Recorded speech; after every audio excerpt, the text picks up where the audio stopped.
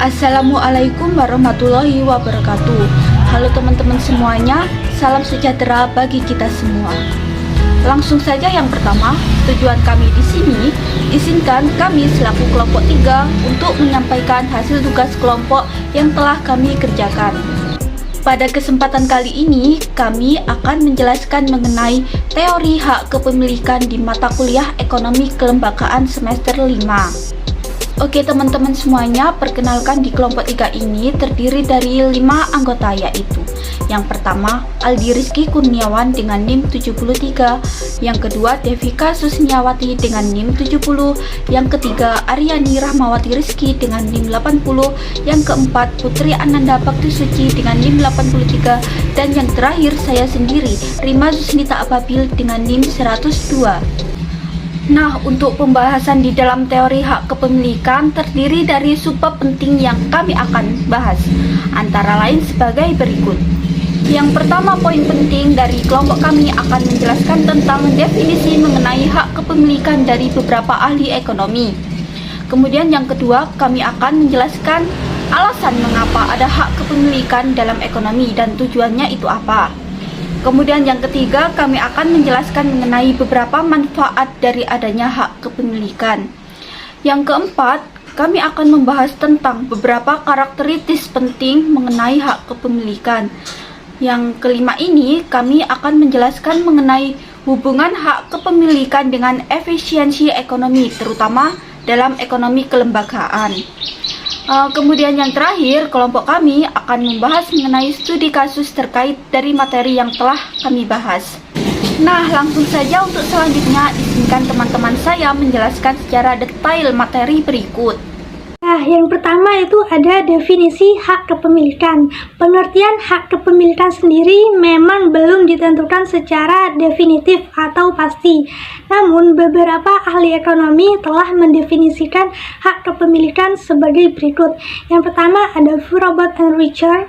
Hak kepemilikan adalah hak untuk menggunakan atau right to use, untuk mengubah bentuk dan isi hak kepemilikan, to change its form and substance, dan untuk memindahkan seluruh hak-hak atas aset, atau to transfer all right in the asset, atau beberapa hak, some rights. Sehingga hak kepemilikan hampir selalu berupa hak eksklusif atau exclusive right, tetapi tidak berarti tanpa batas atau unrestricted right. Nah, yang kedua dari Brumley and Hania yang mendefinisikan hak kepemilikan adalah hak untuk mendapatkan aliran laba yang hanya aman bila pihak-pihak lain respect dengan kondisi yang melindungi aliran laba tersebut. Nah, kemudian yang kedua itu mengapa sih ada hak kepemilikan dalam ekonomi? Pedoman ekonomi yang ada dalam hak kepemilikan barang dan jasa adalah dengan adanya hak yang bersifat ekonomi yang dapat didapat seseorang atas hasil karya intelektual yang diperbuatnya.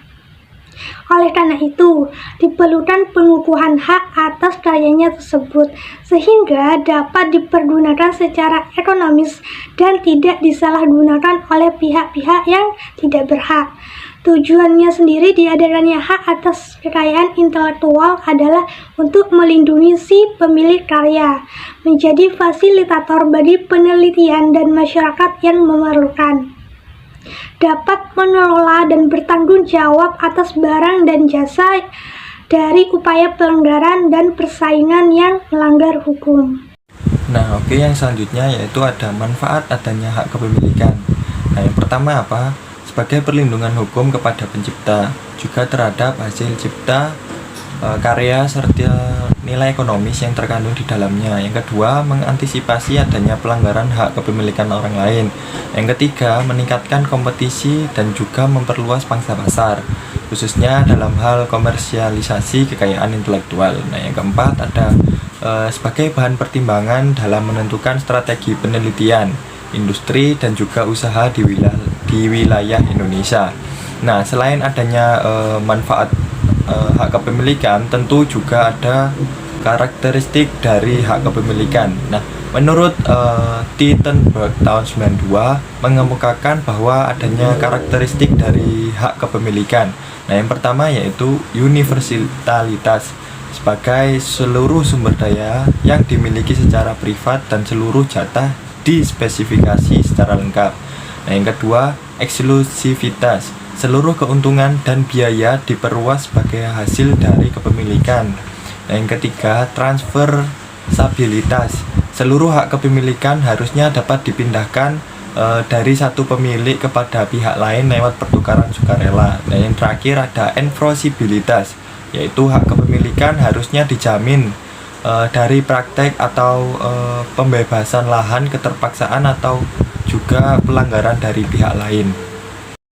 Selanjutnya yaitu hubungan hak kepemilikan dengan efisiensi ekonomi. Efisiensi secara sederhana dapat didefinisikan sebagai upaya memperoleh output yang lebih besar dengan input yang sama. Dalam ekonomi kelembagaan, efisiensi dapat dicapai melalui dua cara, yakni pendekatan statis dan pendekatan dinamis. Dalam pendekatan statis, efisiensi dicapai melalui spesialisasi tenaga kerja dengan asumsi jika setiap tenaga kerja hanya mengerjakan satu kegiatan kecil, maka dia akan mudah menguasai pekerjaan tersebut, sehingga produktivitas menjadi lebih tinggi.